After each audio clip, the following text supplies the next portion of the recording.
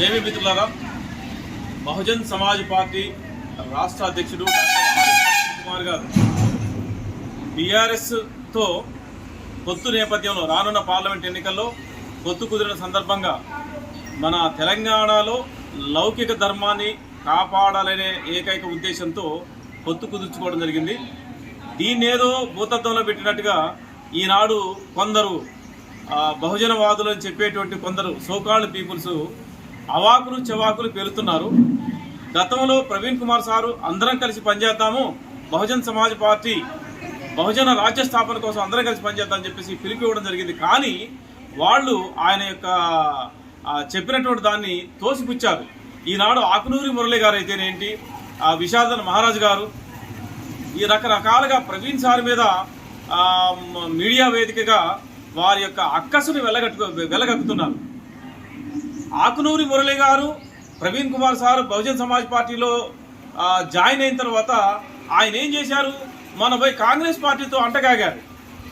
అదేవిధంగా విశారదన్ మహారాజ్ గారిని పబ్లిక్గానే ఆయన మీడియా సమూహంగా రండి, మీరు చాలా మేధావులు, మీకెంతో బహుజన సైద్ధాంతిక పరంగా మీకు ఎంతో జ్ఞానం ఉన్నటువంటి మహామేధావులు, మీరు రండి కలిసి పనిచేద్దామన్నారు.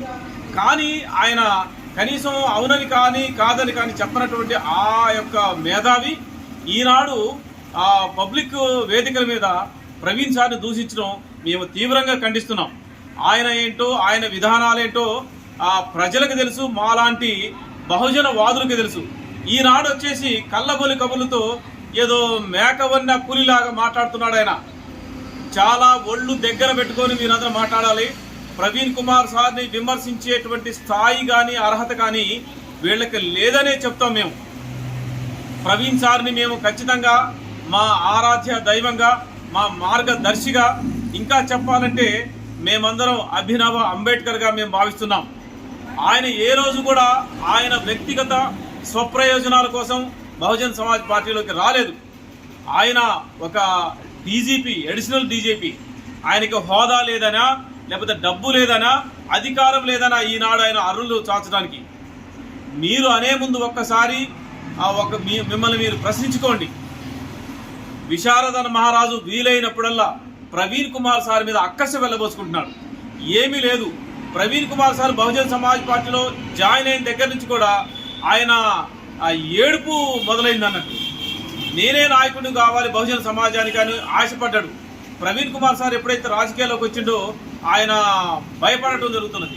కాబట్టి బహుజన్ సమాజ్ పార్టీ బీఆర్ఎస్తో పొత్తు అనేటువంటిది కొన్ని రాజకీయ సమీకరణాలు భవిష్యత్తు దృష్ట్యా పొత్తు కుదుర్చుకోవడం జరిగింది. రానున్న పార్లమెంట్ ఎన్నికల్లో ప్రవీణ్ సారు, మా అధినేత్రి బెహన్జీ కుమారి మాయావతి గారి యొక్క నిర్ణయాన్ని మేము స్వాగతిస్తున్నాం. వారిపై మాకు అపారమైనటువంటి విశ్వాసం ఉన్నది. ఖచ్చితంగా వారి యొక్క సూచించినటువంటి మార్గంలో మేము నడుస్తాం. ఇక మీదట ఇంకెవరైనా సరే, ఆకునూరి మురళి కావచ్చు, విశారదన్ కావచ్చు, ఈ మధ్యన కొండా సురేఖ అనేటువంటి ఒక మంత్రి గారు, అటవీ పర్యావరణ దేవాదాయ ధర్మాదాయ శాఖ మినిస్టర్ కొండా సురేఖ గారు కూడా ప్రవీణ్ కుమార్ సార్ని బహుజన్ సమాజ్ పార్టీని విమర్శించడం చూస్తుంటే నవ్వొస్తోంది. ఈ సందర్భంగా సూటిగా నేను కొండా సురేఖ మంత్రి మేడం గారిని ప్రశ్నిస్తున్నా. మేడం గారు, మీరు గతంలో కాంగ్రెస్ పార్టీ నుంచి వైఎస్ఆర్ కాంగ్రెస్ పార్టీలోకి పోయారు. వైఎస్ఆర్ కాంగ్రెస్ పార్టీ నుంచి కేసీఆర్ గారి యొక్క గుమ్మం దగ్గర పడిగాపులు కాసిన సంగతి తెలంగాణ ప్రజలకు తెలియదా? మీరు మర్చిపోయి ఉండొచ్చు. అందరికీ తెలుసండి. ఈనాడు మీరేదో కాంగ్రెస్లోకి వెళ్ళి మీ అదృష్టం కొద్దీ మినిస్టర్ అయ్యారు. మినిస్టర్ అయ్యి ఈనాడు మీరు ప్రవీణ్ కుమార్ సార్ని మరియు బహుజన్ సమాజ్ పార్టీని ఇది గుండాల పార్టీ, రౌడీల పార్టీ అని అంటున్నారు. గుండాలెవరో, రౌడీలెవరో తెలంగాణ ప్రజానికానికి తెలుసు, మీకు తెలుసు.